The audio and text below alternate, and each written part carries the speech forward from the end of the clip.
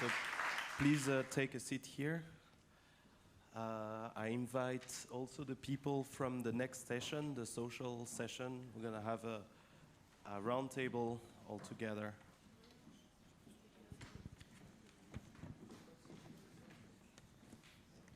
Hello.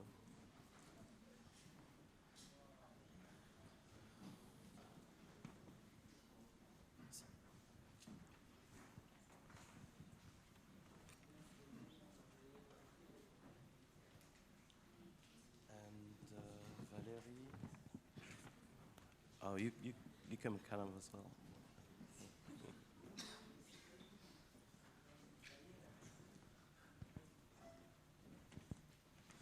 Okay, so we're discussing business, video game, living of video game.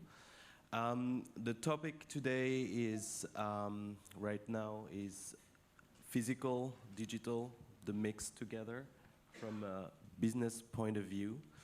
And I would like to discuss and start asking Valérie, what do you think of having physical cards and the impact on the cost, the shipping of the product, and everything?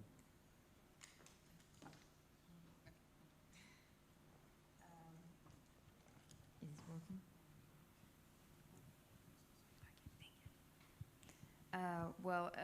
For the cost of the cards game or the physical cards game in the game, for me it was very important to add cards, physical cards in this game because I wanted to have paper on the project, because to have something physical, a game board and something physical to do when you play is very important, because you like living the game more than if you're just in front of the screen.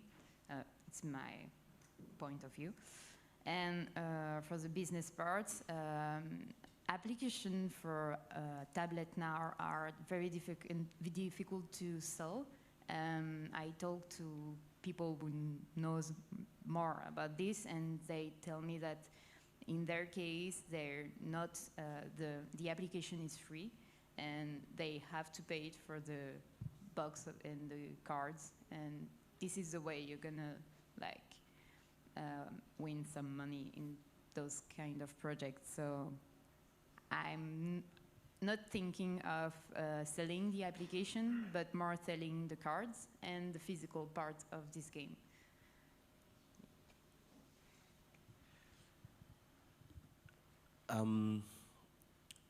What's your point of view about the experience of having physical item versus a digital game? Is it an added value? Does it worsen the cost, the overcost of producing a physical item?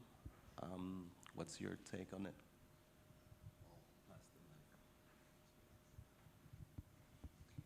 Okay, so I worked a few years ago in the development of, we tried to develop something, and the physical component is also quite difficult to have, because you have to go to China, probably, to have someone that produce you something that is interesting to have.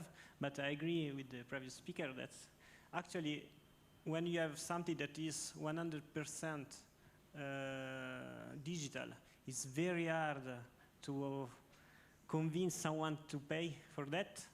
So in this case, I think it can be something good in the way that you have something to sell that is quite unique. You can add something that is more tangible to your application. On the other side, you have some costs that goes up. So. And this one. Olivier, maybe simple question, but why making for a client a video game and not just a board game or a physical thing for your client? Why video games? Good question.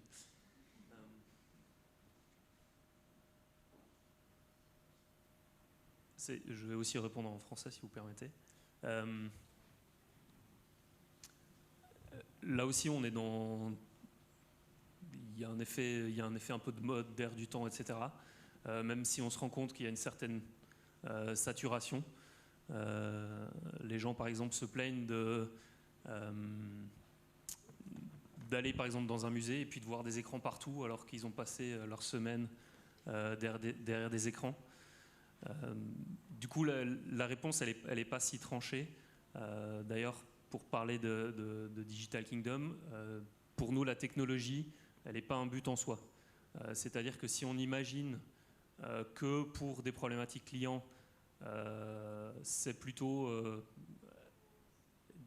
c'est plutôt un board game qu'il faut au client, on va lui proposer un board game.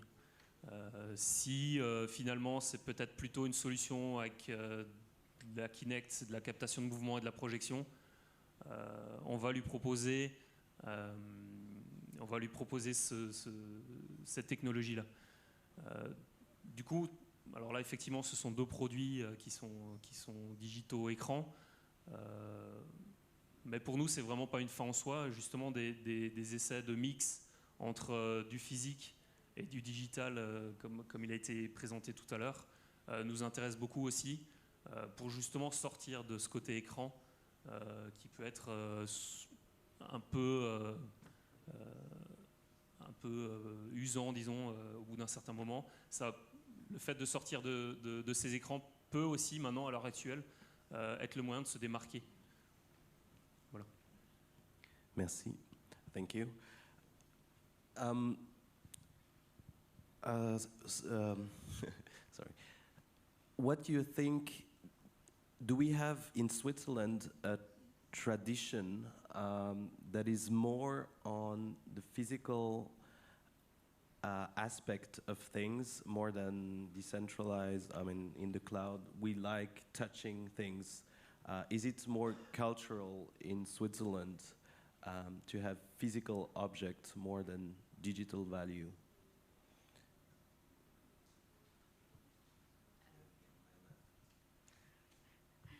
I really don't know anything about that, if there is something special in Switzerland, but I would say on the educational side that having something different from the virtual or numerical aspect is sometimes very important. For example, if you're playing a game in school, the child is going back home, he can't play this game again, he has nothing left in his hands to remember what he did, so to have other materials than just the game is sometimes very important for children, to help them working after that, producing new things. And so the more you can have different type of material, the more interesting it can be, I think.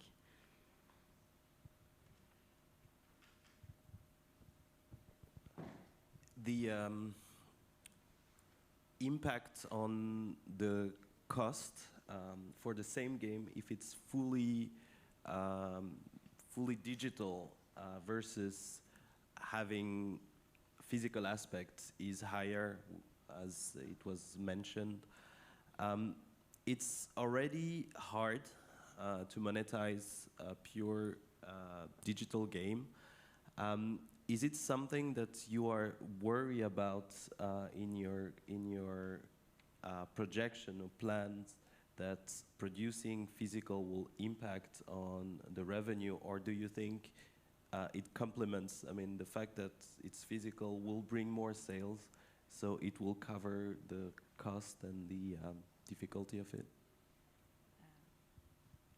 Yeah, from my point of view, again, in my case, I really love paper. I write a memoir about paper at the era of numeric, and so my idea of it is that we say not so long time ago actually, that paper is gonna disappear to all the screen that we have now, and I'm sure it's not the case, obviously, because in here we are finding a lot of different projects, hybrid between paper and application, and I'm sure that it's not very a stressful part to say that the application, when people are downloading applications, they don't want to pay anything for it, because I think you can find a way with buying something physical with it, and this is one solution, but you have so many others. I get that if you're, making paper is costing, but actually developing a game is a lot expensive part of the work also, because you have to pay for the developers, the graphic designer, and everything was behind it. So people don't really see that, and for now, but I'm sure the things that is gonna maybe change with time, because I remember when I first have my phone, I bought like a lot of applications which were like so much expensive for now, and I'm sure things are gonna change. They're always change, so why not? Okay. Thank you. I'll share a bit of my experience on that. I started 8 years ago with Munga, who is a trading card game on mobile. And it was inspired by a physical card game. And there was the opportunity to bring that on mobile, to have it digital. After that, after some time, we decided to print cards with NFC chip inside. We did a Kickstarter who failed, but we wanted to link a chip inside a card, so the card could have a story. So you could record, oh, this card went there, and this card went there and there. It was early for that technology. NFC was not supported by iOS, and it was one of our big markets. But what we notice is, of course, physical cards is it's harder because you have to ship, you have to buy, you have to do a lot of things. It takes time. I noticed that people, hardcore player, hardcore fans, they're really enthusiastic buying physical when it's physical. This aspect of collecting something they like, and usually entering in the game, it's free to download, and then you collect the item. It has a real emotional value that is brought to users. And about this emotional value, having this, do you think, maybe one of you or Olivier, do you think having the same assets in physical can sell, you can sell it at a higher price, or what's your take on it?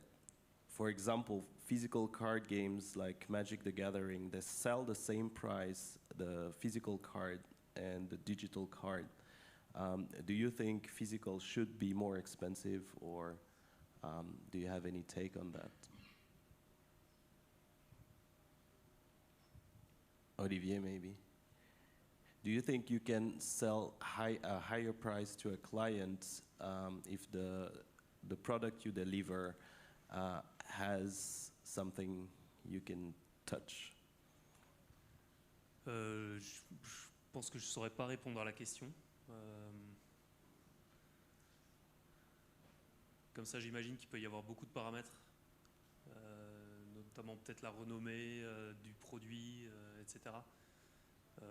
Mais là, concrètement, ça me paraît très difficile de répondre à cette question. Il y a peut-être aussi, justement, comme on le disait tout à l'heure, là, des aspects peut-être psychologiques, sociologiques ou autres à explorer pour répondre à ça. Je ne sais pas.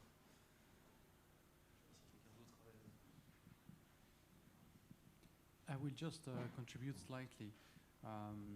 I think that in terms of multi-sensing system, an object, a real object, will for sure have 100% working well haptic sense. And in that sense, at the same level of immersion, let's say, your object then will work much better by hypothesis. And then you will be able to sell it better. But for sure, if your product has a digital dimension that cannot be very well transferred into the real world, then it will not work, and then your market will fail, I think.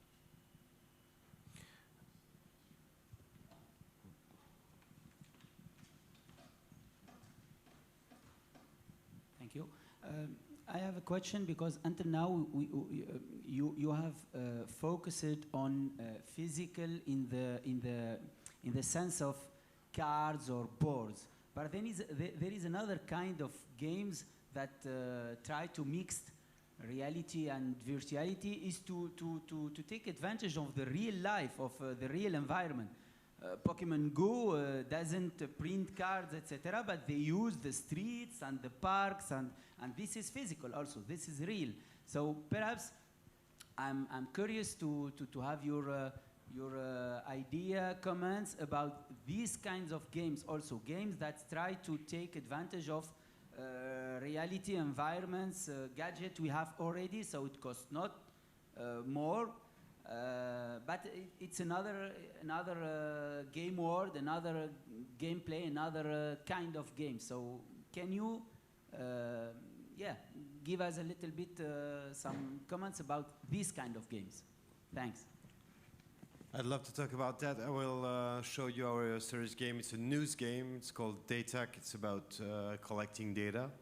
And so that's one of the things we wanted to do. We wanted to have an impact on real life. We are not selling the game, as we are a news company, the Swiss television and radio, and so we don't sell things. We give information, and we had one main objective, one main goal, is to have an impact on your real life when you play the game. So that's why in the game, and it's not costing a lot, in the game we are, for example, asking for your email address or your phone number. And if you type in your real phone number, then things are going to happen in your real life. Because 1 hour after you left your game, you're not in the game anymore, you'll receive a phone call. And that emotion that we will create by giving you the game at a time that you didn't choose to play the game, then we think we can really have the same emotion as an object, as something in real life, because it creates a reaction, and I gave my number on the internet. That's why someone is calling me, and I don't want this call. So maybe next time I'm in the same situation, I will think twice, and that's one of the goals of our game. So I think you can really use this potential of bringing the digital world into reality, and even not through an object, but through actions and through other digital means, like emails. We have the same thing with emails. You'll receive tons of emails that you don't want if you have done bad things in the game. So that's one of the things we made in our game that we will discuss later. That's a good question.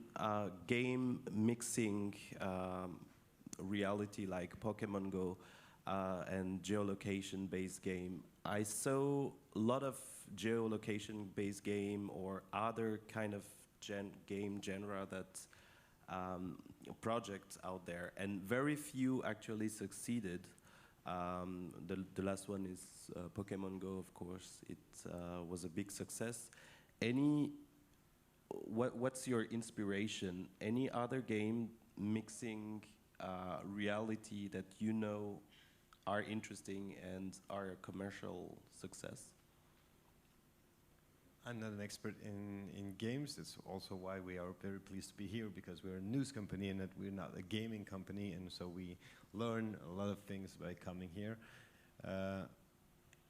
But I don't think that you have to plan your whole game design on this relationship between reality and the game.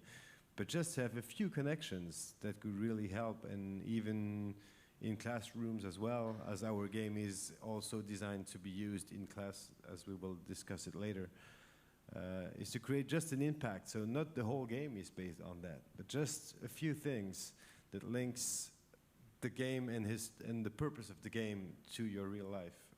I think that's manageable for every kind of project, and it's not costing too much, and you can really have some good ideas. But of course, games that are based on this mixed reality, there's one game that was made during the last French presidential campaign, and you played someone that was infiltrating the Front National, and you had everything coming to you, the news, on your phone, and you have to react. And that's maybe a way where news game could profit from real life, because you can react on news that are coming. But I don't know of any other commercial success, as I'm not an expert in games. Alors, pour revenir effectivement à ces applications qui sont géolocalisées, qui guident l'utilisateur, on a développé une solution que je vous présenterai aussi après. Et puis pour nous, ce qui est important lorsqu'on vit une expérience de ce type-là, c'est d'interagir avec l'environnement réel. C'est de faire en sorte que les usagers lèvent les yeux de leur tablette et apprennent des choses en observant l'environnement réel. Alors comment y arriver? C'est effectivement différents moyens permettent d'y arriver. Ça peut être simplement lié au storyboard et à l'interaction qu'on demande à l'utilisateur. Ne serait-ce que de poser une question à l'utilisateur dont la réponse se trouve dans son environnement permet déjà d'avoir une interaction avec l'environnement et le système digital. Après, il y a des choses un peu plus compliquées, un peu plus funny, réalité augmentée, réalité virtuelle. Et nous, l'expérience qu'on a fait, on propose aussi des points qui exploitent cette réalité augmentée. Ça devient compliqué parce que les gens ne sont pas encore forcément habitués à interagir avec ce genre de technologie et ça complexifie l'expérience.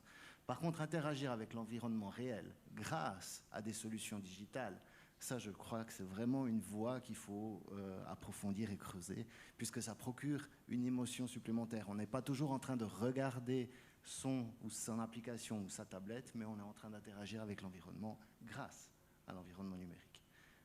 Alors, on n'a pas forcément besoin de créer des objets physiques pour le faire. Et peut-être qu'effectivement, penser l'application, si elle est utilisée dans un contexte bien défini, et d'interagir avec ce contexte bien défini, ça peut être quelque chose d'intéressant. I still have a question for you.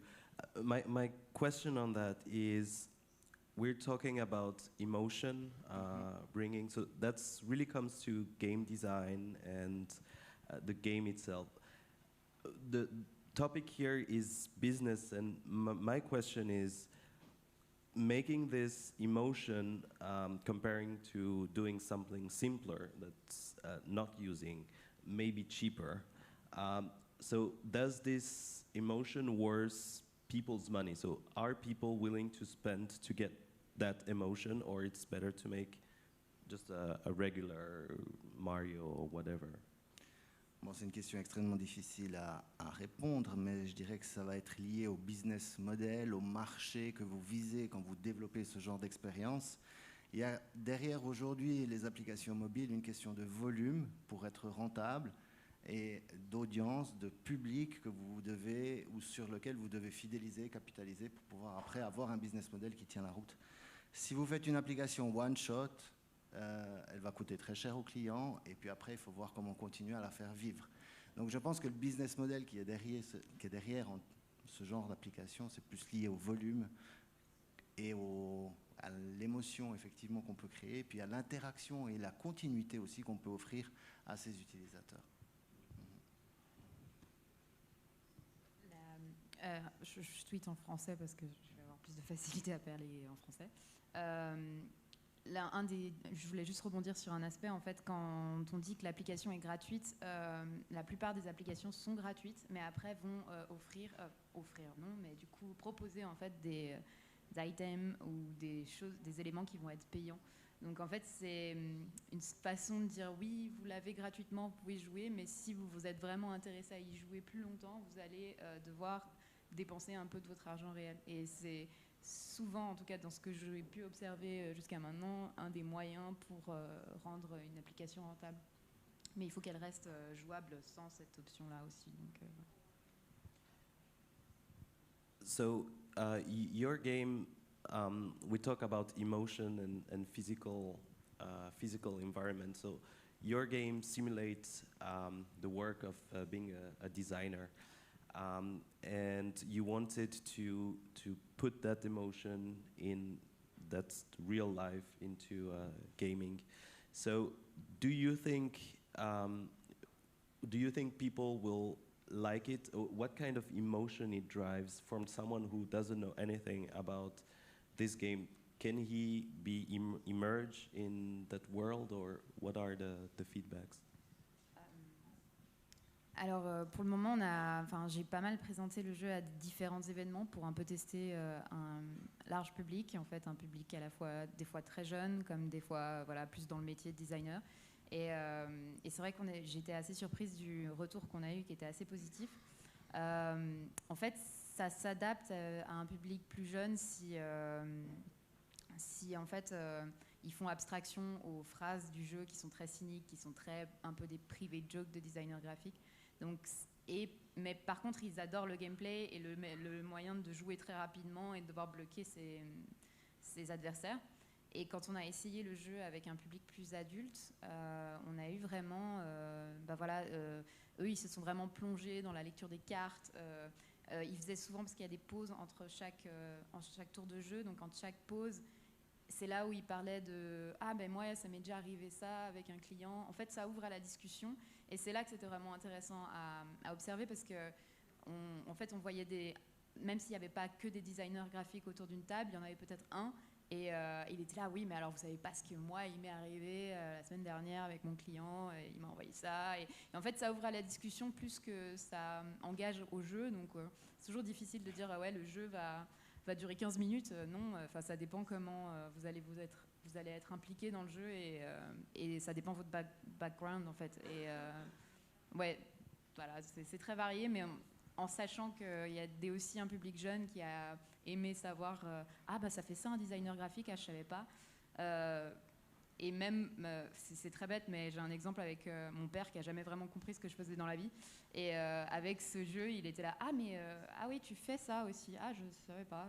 Oui, bah après 9 ans d'études, c'est assez c'est drôle de voir que même une petite application peut aider, quoi.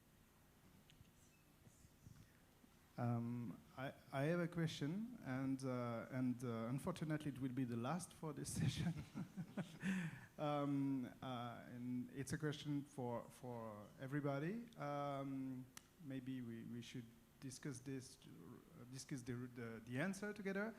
Who spent real money in games during the last month?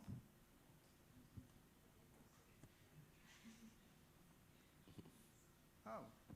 We have games. So what does that inspire you? Do you think it's reasonable, or is it surprising, or is it the trend, or? Of course, it's our work, so it's good if people spend money in games.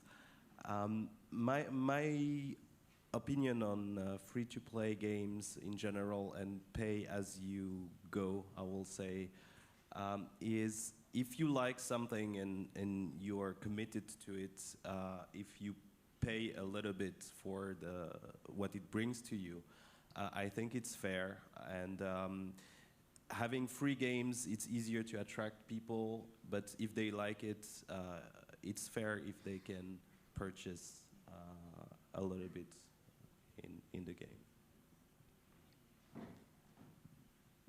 Okay, thank you so much for everyone, and this is the break, and please...